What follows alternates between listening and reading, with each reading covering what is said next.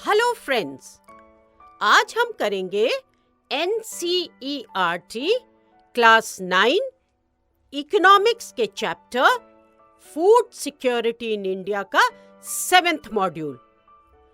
इस मॉड्यूल में हम डिस्कस करेंगे what is public distribution system. क्या डिस्कस करेंगे? What is public distribution system.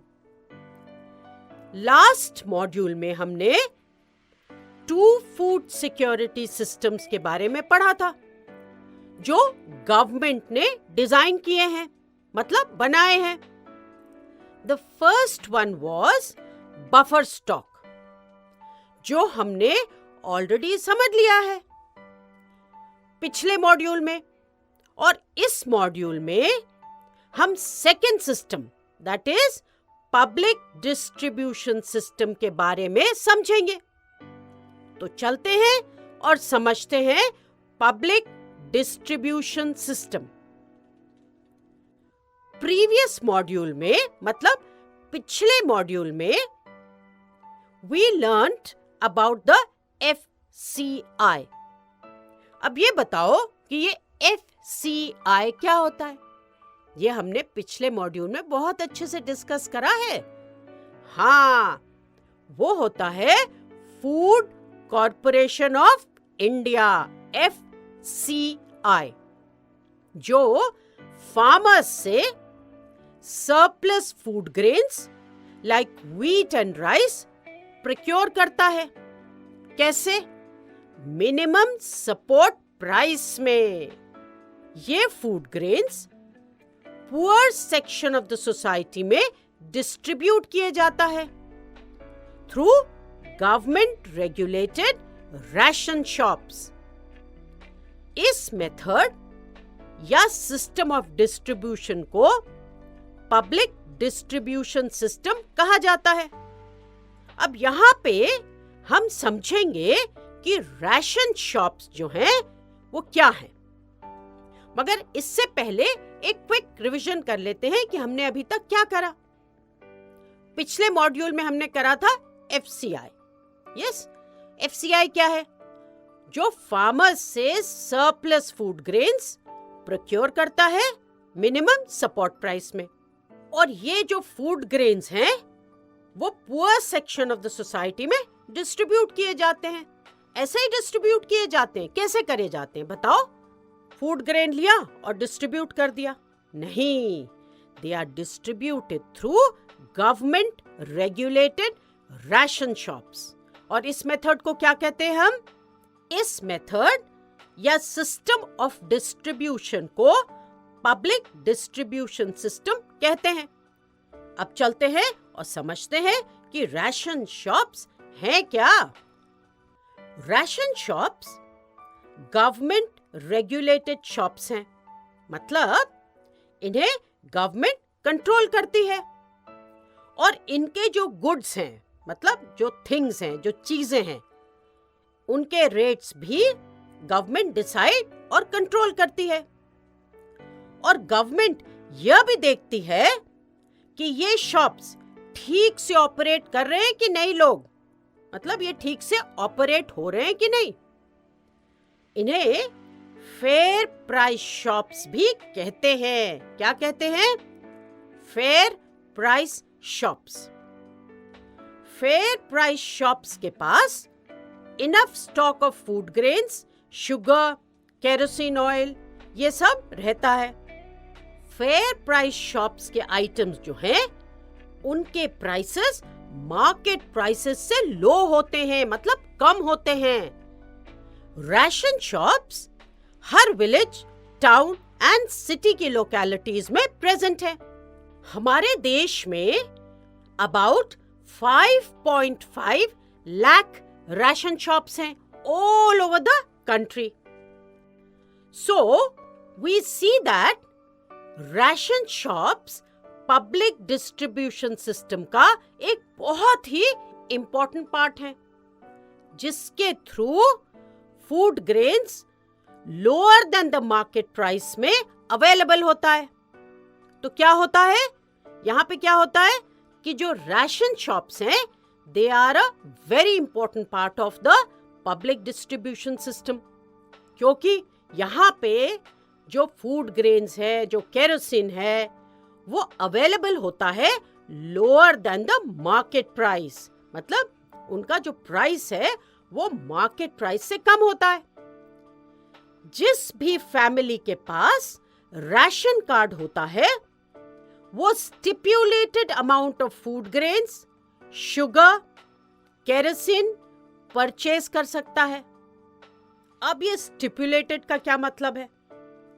Stipulated मतलब एक ऐसा अमाउंट जो फिक्स्ड हो, डिफाइंड हो कि हर पर्सन के लिए इतना अमाउंट ऑफ फूड ग्रेन या केरोसिन मिलेगा. फॉर एग्जाम्पल, एक family around 35 kg of grains, 5 liters of kerosene, 5 kg of sugar every month nearby ration shop से अवेल कर सकते हैं. There are 3 kinds of ration cards. कितने kinds हैं? 3 kinds of ration cards. तो पहला है Antyodaya for the poorest of the poor.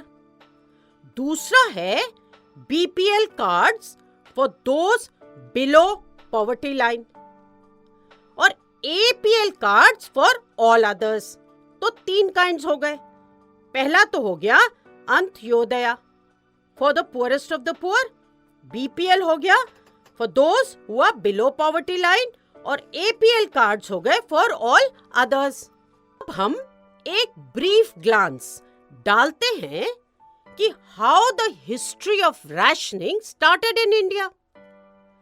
Rationing system India में ड्यूरिंग बंगाल फैमिन इंट्रोड्यूस हुआ था.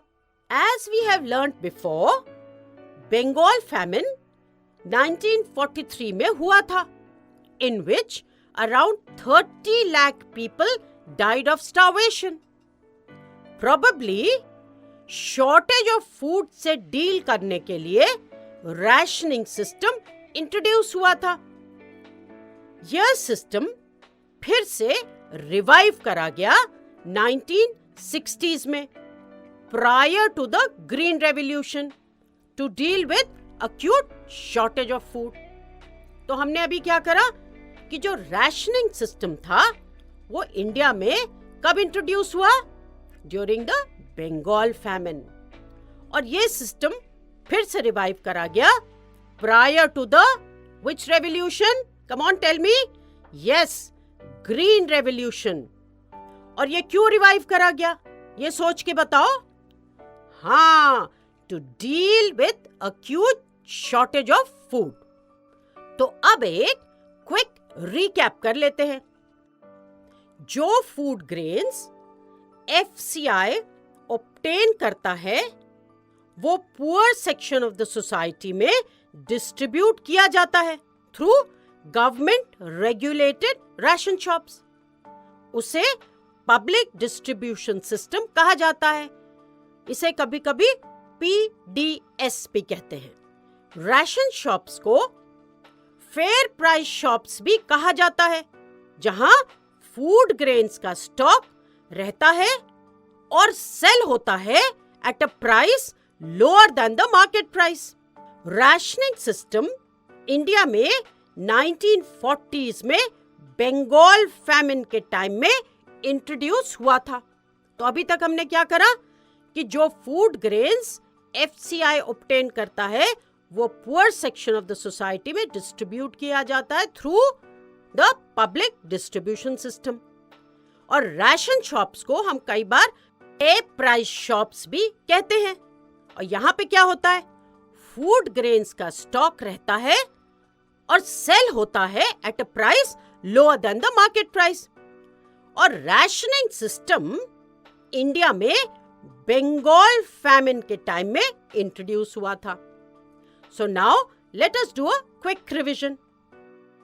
The food procured by the FCI is distributed through government regulated ration shops among the poor section. This system is known as the public distribution system. Ration shops are also known as fair price shops that keep stock of food grains and sell it at a price lower than the market price. The introduction of rationing in India dates back to the 1940s against the backdrop of the Bengal famine. तो अब यह module यही खत्म होता है और हम sure हैं कि आपने इस मॉड्यूल को बहुत अच्छे से समझा है, क्योंकि हमने उसको क्या करा है, कई बार रिवाइज भी करा है। तो अब आप इस मॉड्यूल पर बेस्ड कोई भी क्वेश्चन हो उसे टैकल कर सकते हैं। तो चलते हैं क्वेश्चंस की ओर।